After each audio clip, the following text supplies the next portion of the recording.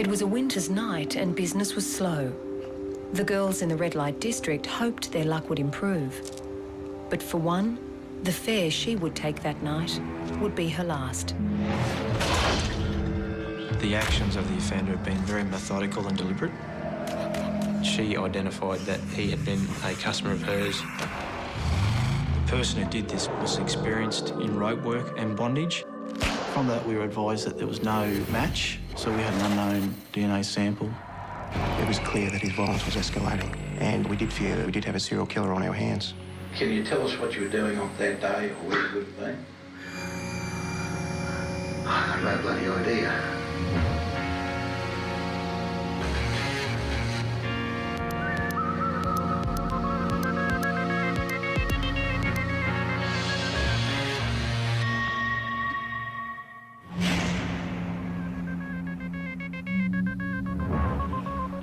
Stranger killings are one of the rarest and most difficult crimes to solve.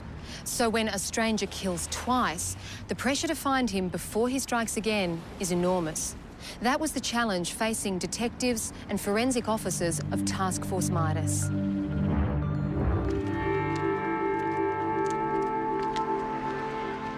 A body was found lying beside the Hendra police station in a vacant lot. It was discovered by a truck driver doing a U-turn. The body was that of a female. She was laying in the fetal position. She was dressed in a black top and a pair of ankle boots only. It could be seen that rigor mortis had set into the body, which indicated to us that she had perhaps been in that location and deceased for some 4 to 6 hours. She had obvious signs of stab wounds to her stomach and her back, and it appeared that her throat had been cut. The amount of blood found at the scene, to me, was not indicative of the injuries that had been suffered by the victim. That indicated to me that perhaps the primary crime scene was elsewhere and that this crime scene was a secondary crime scene, and that being where the body was dumped. On the examination of the secondary crime scene, we located a set of tyre tracks, which we believe drove up towards the direction of the body, appeared to do a U-turn and reverse back to where the body was, and then drive away from the body. There was also a number of footprints from what appeared to be the same shoe. These footprints appeared to come from where you would expect the driver's door to be and moved around the body and then back to where you would expect the driver's door to be. We established that the footprints at the crime scene were not left by the truck driver. This suggested to us that these tyre impressions and the footprints were more than likely the offenders. I took photographs of the shoe sole impressions and tyre track impressions. In the future, we were hoping that we could match these up to a vehicle and to the footwear of a possible offender. We also took measurements of the width that the wheels are apart. We call this like an axle width. If we could locate a vehicle, we would compare these measurements to the wheels they have and also the axle length of the vehicle to hopefully positively identify that that vehicle had been at the scene. But in order to identify the offender and then put him, his car and shoes at the crime scene, the detectives needed to identify the victim first. We had nothing, no wallet or anything to assist us at the scene at the time, so I took digital photos of the deceased, and due to the clothing she was wearing, we had an idea that possibly she might have been from the Fortitude Valley area, which is the red light district of Brisbane. These photographs were sent in to detectives in there and they were able to give us a name of Jasmine Crethern, a known street worker there. Postmortem was conducted on the deceased and we located at least 14 stab wounds that we could clearly make out. Most of these stab wounds were probably around 2.5 centimetres wide. Some of them were up to 16 centimetres deep, which would indicate there was quite a grisly and aggressive attack on the deceased. The murder weapon was most likely around 15 to 17 centimetres in length. Not a serrated edged weapon, more than likely a clean blade, possibly a clean blade on both sides, so therefore a dagger type weapon. With no defence injuries and the toxicology report indicating there were no drugs that would have caused Jasmine to become unconscious, it was more than likely this was a surprise attack. And because she was only partially clad, led us to believe that possibly the offender in this case could well have been a client or a customer.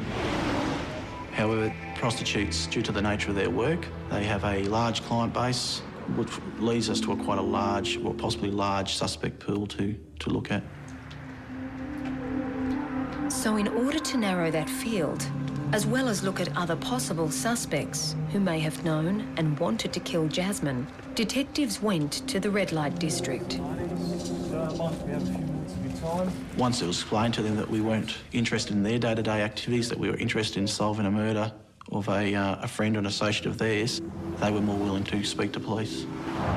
We discovered that in addition to the clothing that Jasmine was found in, she was also, prior to the incident, wearing a beige short miniskirt, a beige sports-type jacket and carrying a black handbag. We also learnt that an associate by the name of Renee had also lent her a black top, and we suspected that the black top was in fact hers. That top, along with Jasmine's boots, were currently being forensically examined to see whether any DNA from the offender could be found. But now that police knew what she was wearing that night, they hoped they might find her with her killer on footage from the various cameras around the valley. This footage was viewed. It was a quite time-consuming task, however important task. And from this footage, we were able to obtain one sighting of Jasmine at the BP service station. But in this one sighting, Jasmine was alone. It was 8:32 p.m, and police knew she would meet her killer in the next 3 to 8 hours. And one suspect had just emerged. Our inquiries in relation to this male person found that he had just recently been released from prison, in fact for a very serious stabbing assault.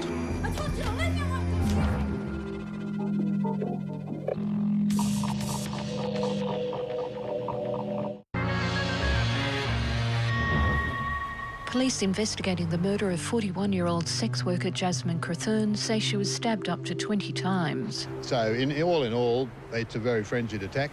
Her semi-clad body was found by a truck driver in a vacant lot on Thursday. Detectives investigating the case believe she was murdered elsewhere. Tyre marks in the dirt where Ms Crethurn's body was found are being examined. In relation to the tyre impressions found at the scene, unfortunately there was no database concerning tyre types. It was the case that we went door to door to tyre manufacturers in the possibility of locating that tyre. These initial inquiries, we were unsuccessful in identifying the tyre. However, from the base characteristics of the tyre, the tread pattern was more than likely what they referred to in the tyre industry as a highway tread, and this was used generally on light commercial vehicles, in particular utilities and vans. Detectives then turned their attention to the shoe impression. We sent photographs to a police officer who maintained a database in relation to many types of shoes and styles and that sort of thing. This shoe impression was then identified to us as a T-boot, which is a common work boot used by many different people.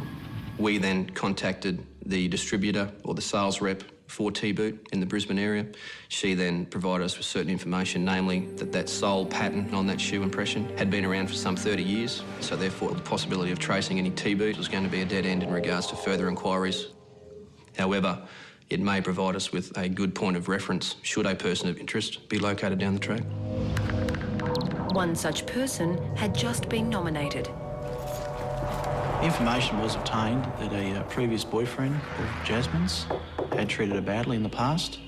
We conducted a number of inquiries in relation to this person, and it was from these inquiries we established that he'd committed a previous murder. Obviously, this aroused our suspicion. He was located and extensively interviewed.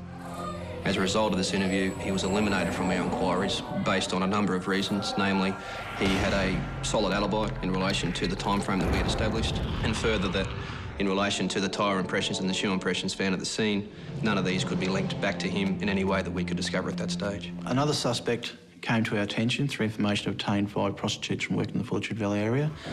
This information related to a male person who was currently standing over a number of the girls, as well as assaulting them and dealing drugs.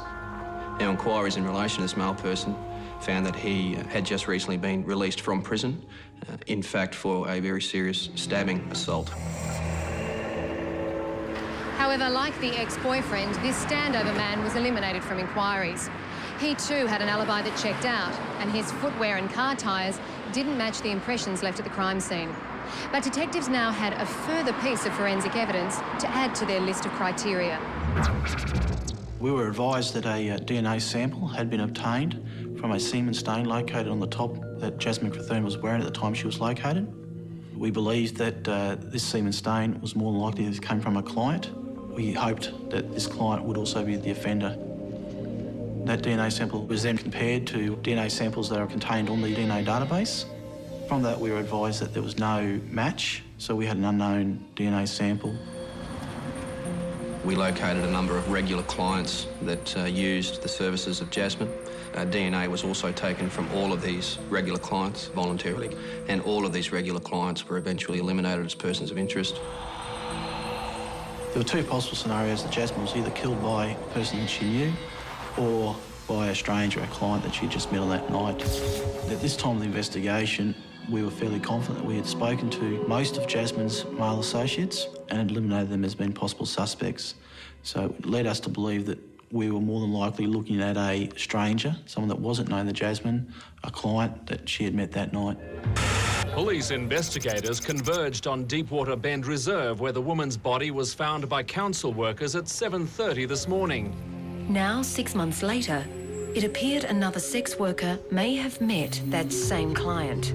She was sort of bound face down and could see stab wounds. The workers used their own perimeter tape to cordon off the area. Thought we'd better restrict the area, obviously, crime scene. Police believe the body hadn't been there long. Every likelihood is that the person's only been here some hours. The body was located lying face down in the car park. The body was completely naked except for a sandal that was on her left foot. There were a number of stab wounds to her back, her chest and her side. A digital image was obtained of the deceased's fingerprint, and she was identified as a 42-year-old Brisbane prostitute by the name of Julie McCall. She had a number of ropes that were tied around her legs, her waist, her hands, and she was also wearing what appeared to be a blindfold and a gag. Julie McCall had been stabbed 24 times, and like Jasmine Crethern, a number of those wounds were 16 centimetres deep. But this time, the actions of the killer weren't as frenzied. The ropes hadn't been damaged in any way, which showed to me that the actions of the offender had been very methodical and deliberate. However, those undamaged ropes were providing a possible lead. Knowing the way that the ropes had been tied and the work that Julie did indicated to us that bondage may have been used and that the person using these ropes was experienced in bondage. Now, we were of the opinion that these were the property of the murderer.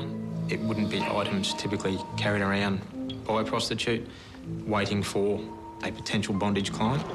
And we believe that a scientific examination of those might lead us to the owner of those items and potentially the killer.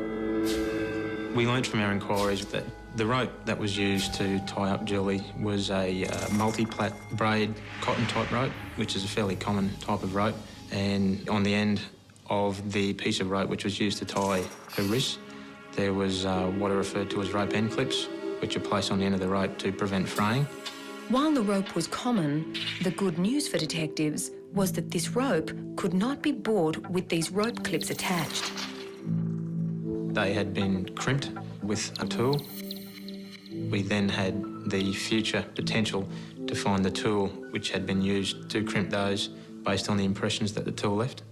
But like the tyres and shoe impressions in the Jasmine Crethern case, it was a matter of finding the suspect first, and a discarded cheque that had been found right next to Julie's body was their next point of call. There's motive here for this guy. I mean, here he is using the services of this woman, and now she's robbed him of his money.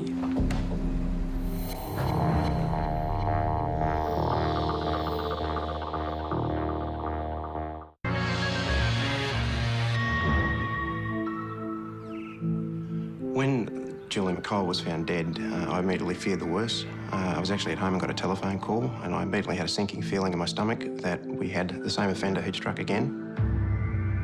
I knew how difficult it had been in relation to the first investigation of Jasmine's murder, and I thought to myself, here we go again. When the area surrounding the victim at Deepwater Bend Reserve was searched, there were no shoe and tyre print evidence found. This may have been due to the fact that it was raining on the night of the offence. However, right near the body, we located a scrunched up cheque. We were able to see that it was a personal cheque. This, we thought, was a great breakthrough in the case because it gave us an opportunity to identify who may have last been with the victim. The owner of the cheque was identified. His premises were placed under surveillance. Excuse me, sir. Upon him returning to his premises, he was interviewed at length.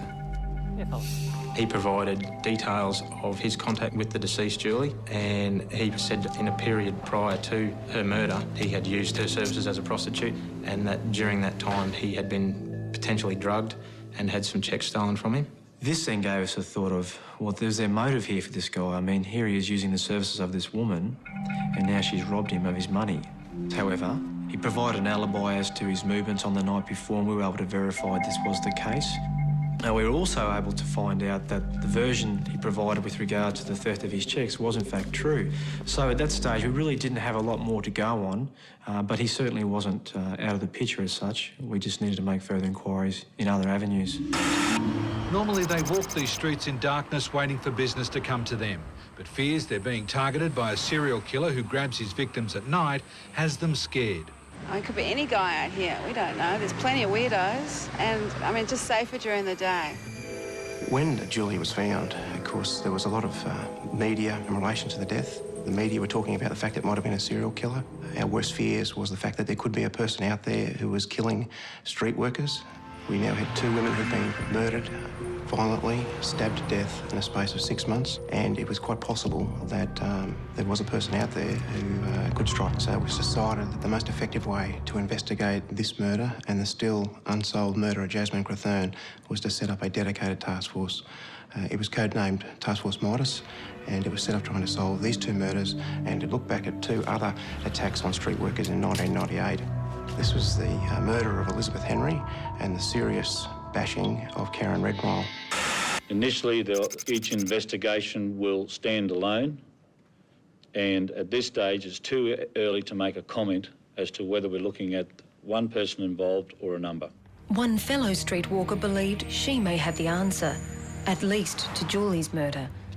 Jacinda thought she may have been the last person to see her friend alive and to have met her killer.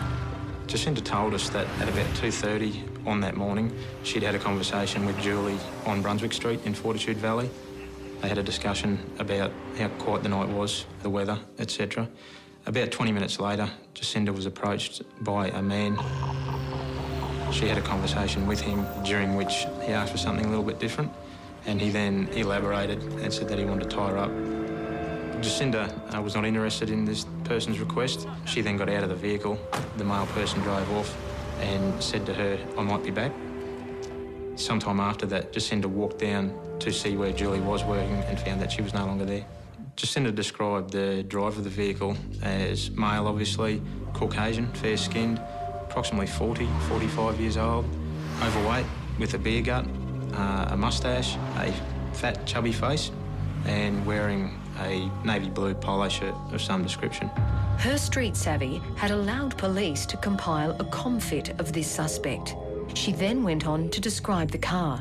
Jacinda described the car as a fairly new 2-wheel drive twin cab utility, because she stated to me that when she sat in the front passenger seat, she could place her left leg on the bitumen, which she said wasn't consistent with sitting in a 4-wheel drive.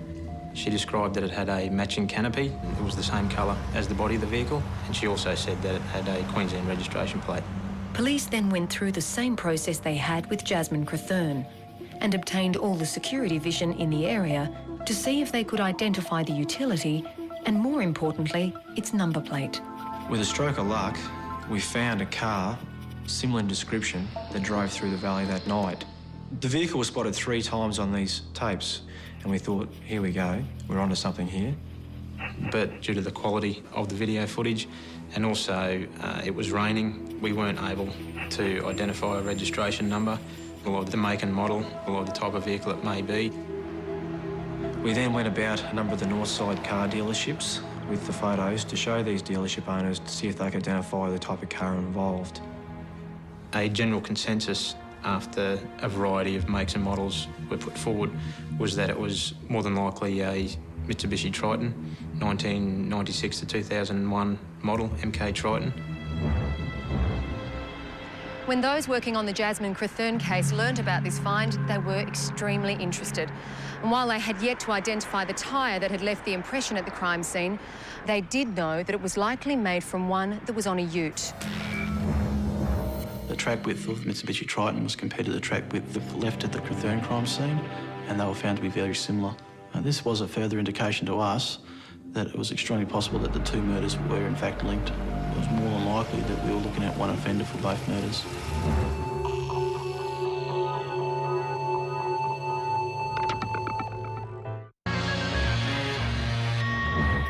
Police believed that Julie McColl's killer was driving this Mitsubishi Ute. The vehicle was caught on camera only 90 minutes after Julie was seen walking the streets. They also believed the driver was responsible for the murder of Jasmine Crethurn 6 months earlier. Detectives on that case had discovered that the width between the tyres of this model Mitsubishi Ute was the same as that found at Jasmine's crime scene. It was encouraging news, but they still needed to find the tyres that made the impression. As we'd already made inquiries with the major manufacturers, we decided to look at other avenues. These avenues led us to retreaders. They indicated to us that it wasn't a retread tyre at all, and that perhaps it was a cheap imported tyre. We attended at one particular importer. We asked the manager if we could possibly walk through the warehouse just to examine some tyres there, because at this stage we knew the tread pattern of our tyre inside out and back to front. Whilst walking through the warehouse, we discovered the tyre, and it was a Chinese imported tyre. It had only been imported into Australia since the year 2000, that only a couple of thousand had actually been imported and sold, and that this manager was the only person who imported that tyre into Australia. After several months of being quite frustrated with our investigation, we finally obtained a piece of evidence which we may be able to use to identify our offender.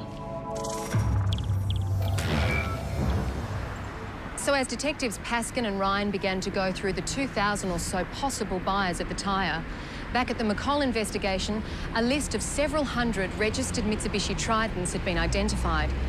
The only problem was there was no way of telling whether the ute was a two-wheel drive with a dual cab, as seen in the security vision. So we were looking for ways that we could narrow that field.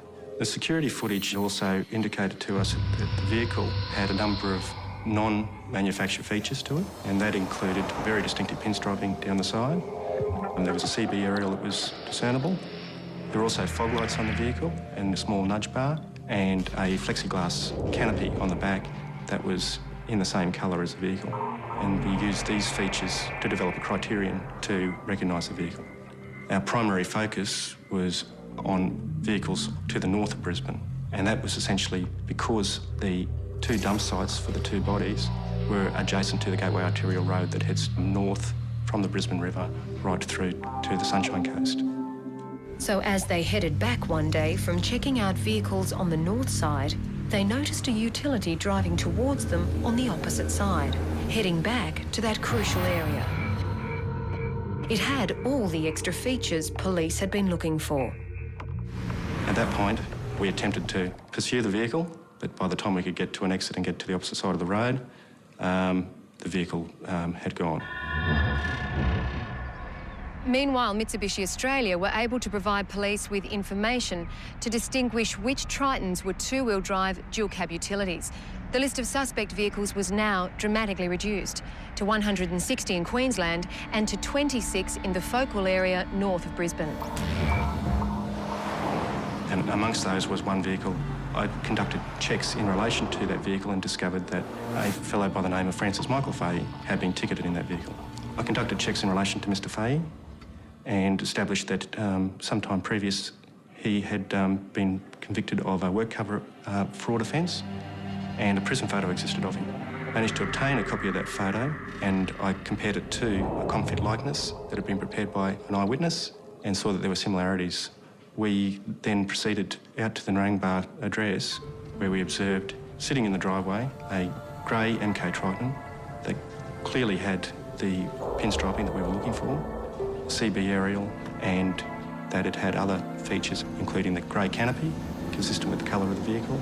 Because the vehicle was facing towards the garage, we were unable to see whether it had fog lights or the nudge bar on the front, but we were satisfied that that was the vehicle that was depicted in that Citysat footage. We proceeded back to headquarters and put mechanisms in place to have the vehicle put under surveillance. During surveillance of Fahey, we were able to determine that he did frequent the Deepwater Bend Reserve at Bald Hills, where Julie McColl was located. And on one such occasion, a surveillance team was able to see that in his vehicle was a pair of T-boots.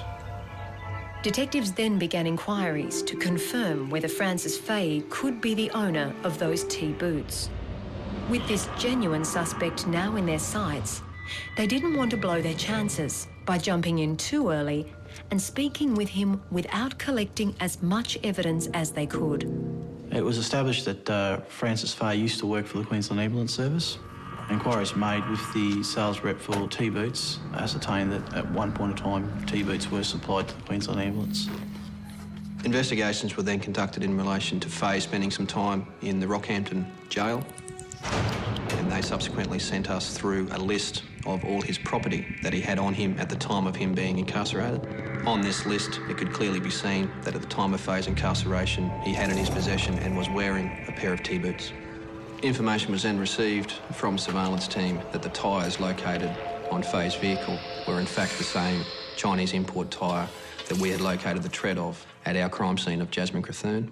As a result of this, investigators became more and more confident that the murders of Julie McColl and Jasmine Crethurn were in fact linked, as we had thought.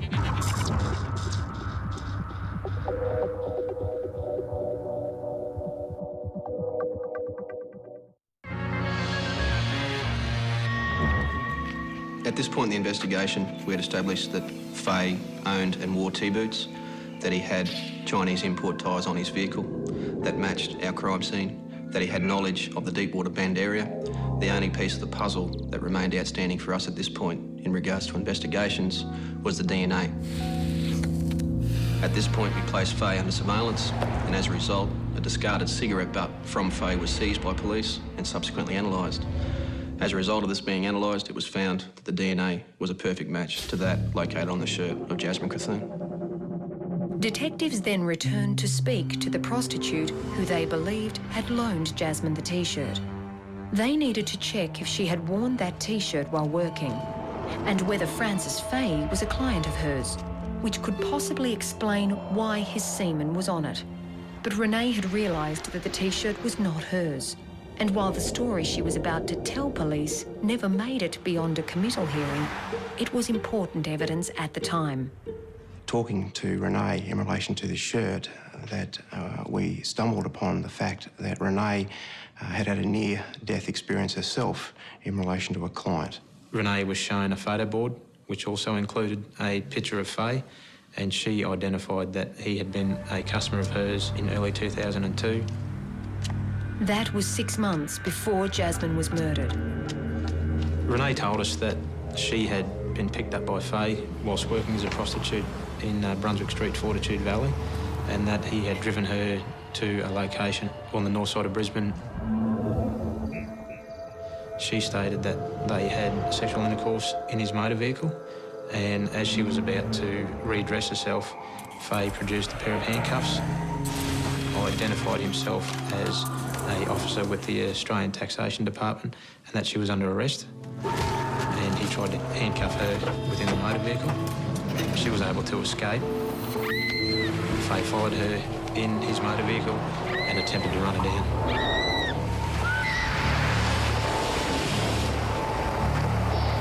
When investigators learned about the incident with Renee, it became clear that Francis Fay's violence was increasing every 6 months. Initially with Renee, where he tried to run her over. After that, there was the murder of Jasmine, where she was stabbed 14 times. After that, there was the murder of Julie, where she was stabbed up to 22 times. It was clear that his violence was escalating. It was now 3 months since Julie's murder, and police felt they had sufficient evidence to ensure no other prostitute would meet the same fate. A warrant was obtained for Fay's arrest and his house searched for further evidence. Up to 50 officers moved in at 5:30 this morning, executing search warrants. The precise raids were orchestrated by Task Force Midas. It's the special team investigating the murders of Fortitude Valley streetwalkers Julie McColl, Elizabeth Henry and Jasmine Crethurn, and the attempted murder of Karen Ann Redmile. We are interviewing the occupants of the house. Those people are assisting police with their inquiries and continue to do so at this time. Mate, we're part of Task Force Midas, and that task force is investigating deaths of a number of prostitutes from the Fortitude Valley area over a period of time from 1998 onwards. Do you understand that? Yeah. All right. Once we had arrived back at police headquarters, we participated in a record of interview with Faye about the murders of the prostitutes. He was quite calm and calculating during the interview. Mate, on the way in the car, you told me that you are a regular visitor to the Valley area. I have been, yeah. All right. With regards to the Valley, he indicated that he had been to the Valley late at night as he was concerned for a family member who had been frequent in the Valley. And as far as I was aware, it was originally she wasn't getting any money from Social Security, so she had to be getting the money from somewhere. My first thoughts is that because she was going down the Valley, that she was what they call a working girl. Did you get any response from the working girls? No. I think you told me some were a bit pissed off when they found out you weren't a customer. Yeah. And you told me in the car that you've never been a customer of the prostitutes down there in the Valley? No. And you don't know Jasmine Crethern or Julie McColl, who were two prostitutes who were working down there? No. And as I recall, you said that on occasion, or at least one occasion or two occasions, the girls actually sat in the vehicle and talked with you? Is that right? There was a couple of rainy nights there, yeah. I mean, I'm not an arsehole, if you know what I mean. I mean, if somebody comes up and, and wants to chat, that's fine. I mean, they can sit in the car because I'm there to find out what's happening with my stepdaughter. It became quite apparent that the explanation being provided by Faye was that, well, we must have known he was in the Valley, hence why he provided a version as to why he's in the Valley, and should we locate anything in his vehicle that may be linked to a prostitute, he gives this explanation of how if it was raining they would sit inside his vehicle. Well, I told him, not interested, but I said, could you do me a favour? And they sort of look at me, we don't do any favours. I said, well, I explained what I was looking for, and they said, no, we haven't seen him. Do you recall anything else that was said to them, or they said to you? I was actually told what the prices were there at one stage, and they vary. During the interview with Faye, he also openly admitted to attending Deepwater Bend, being the other crime scene. He would talk about the fact that he would go there fishing. So where do you put in if you're going to fish the Pine River? Where do you put in from? I put in at Deepwater Bend. I prefer to stick to the more sheltered waters. Yep. I usually find the fishing stand site better. I like the fishing spots away from the fucking idiots on their jet skis and the water skiers. So I stay around that area. This again was a way of him trying to show that, well, okay, the police know I must have been there. Well, the reason I've been there is because I go fishing there. What Faye didn't know was how much evidence the police already had, and how much more was building since they entered his house.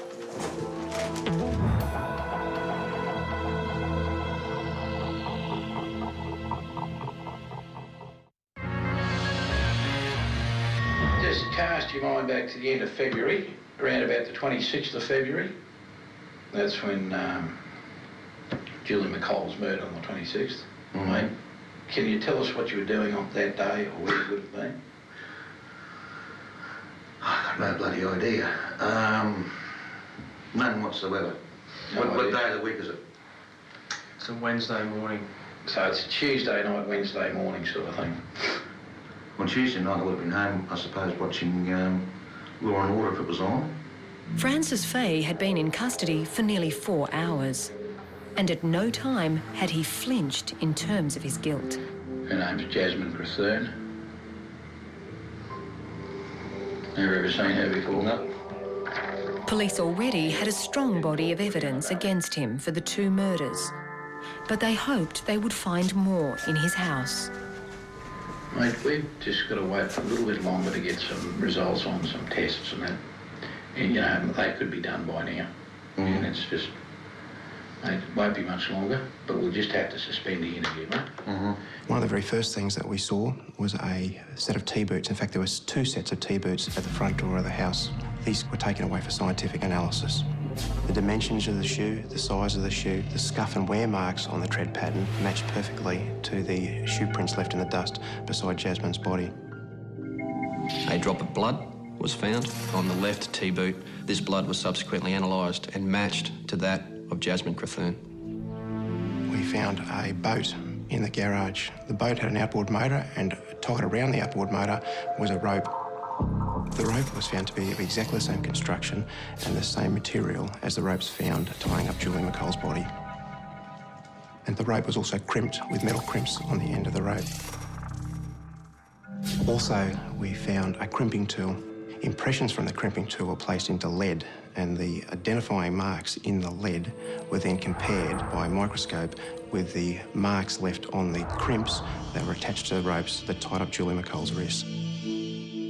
These crimp marks were found to be an identical match. But the most beneficial evidentiary thing we found in Francis Fay's house was a bayonet.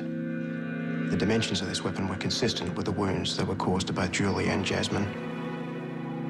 During the search of the house, there was a lengthy break between two of the interview tapes, and this is when a lot of the main information was coming in. Mate, ever smoke one other cup of coffee or a glass of water? Another glass of water. We feel at that time that Fay was having problems, sticking to this story. He must have known that we were getting a lot of evidence that could link him to these crimes, and it was getting too much for him to bear. It was at this stage that Fay summoned us back to the interview room. Mate, a short time ago I was called back into the room. I was told that you wanted to speak to me. Yep. Mate, what is it you want to talk about on this occasion? I just want to get a lot of shit off my chest. Mate, is it in relation to the matters that we have spoken to earlier this morning? Yep, two only. And that's the one at Hendra and the one at Deepwater Bend. Fay then started to talk about the death of Jasmine Crethern. He indicated how he picked her up in the valley that night. And this bird jumped in and wanted to know if I wanted any company. And I said, yeah, I don't mind the company. And she told me what the prices were, $50 for a blowjob. And it kind of appealed to me, so I agreed. And we drove into a vacant lot. She wanted to be paid first up, and so I paid her the $50, and we walked to the back of the car and had oral sex. The condom broke, and next thing I recall is that I'm hooking along the bloody gateway to the fucking Great Road of Knots. The other one, I pulled up there at the Night Owl place. I got a cup of coffee from there, and I think I got something to eat. Can't remember what I had to eat. I pulled into a side street. I think it was on the right-hand side, heading back towards the wall. Pulled up there to finish my coffee. Got a tap on the window, and this bird was offering different services and whatever. She offered to give me a blowjob for $25, I think it was. And she sat in the car with me while I was finishing my coffee, and she started, talking about what turned me on, that sort of stuff, and that led to the bondage thing. And then she suggested that we go back to her place. I said, no, I wouldn't be in that. I wouldn't feel safe. And the only place I could think of was Deepwater Bend. I told her about it, and she agreed to go. With this sort of weather, she said, I'm not going to get much business tonight.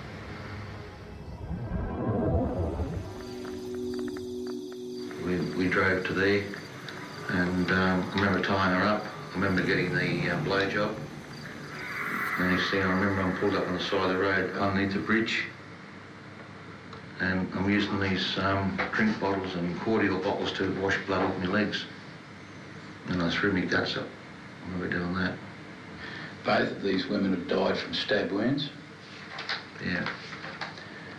Mate, can you tell me how these stab wounds came to be inflicted? Well, I obviously stabbed them, but I don't have much recollection about it at all. Do Do you recall what you did it with?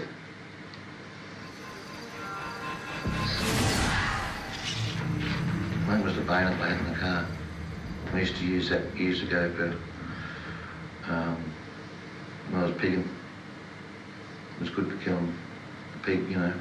Mate, I showed you these two photos earlier and you said you didn't recognise them. I'm now going to show you two photos again. That's Julie McColl, mate, and that's Jasmine Crethern. So they still don't mean anything to me. Well, obviously they are the two women involved. But, yeah, I've never sort of looked at them that much. Didn't really care. During the investigation and interview, police were able to discount Faye being involved in the murder of Elizabeth Henry and what has now become, since her death, the murder of Karen Redmill.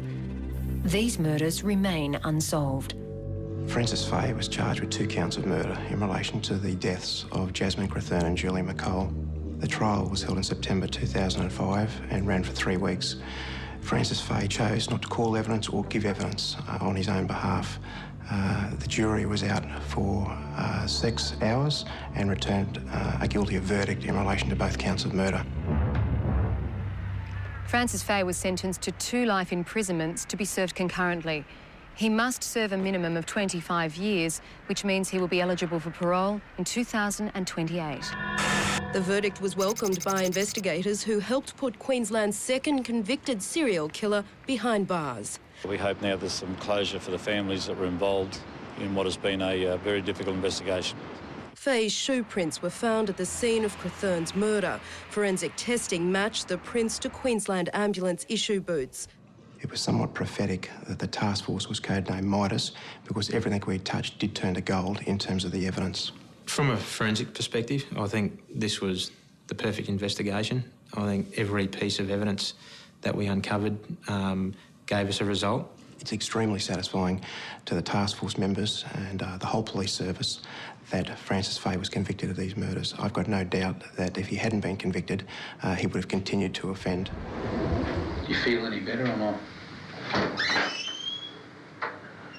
To a certain degree I do, to a certain degree I don't.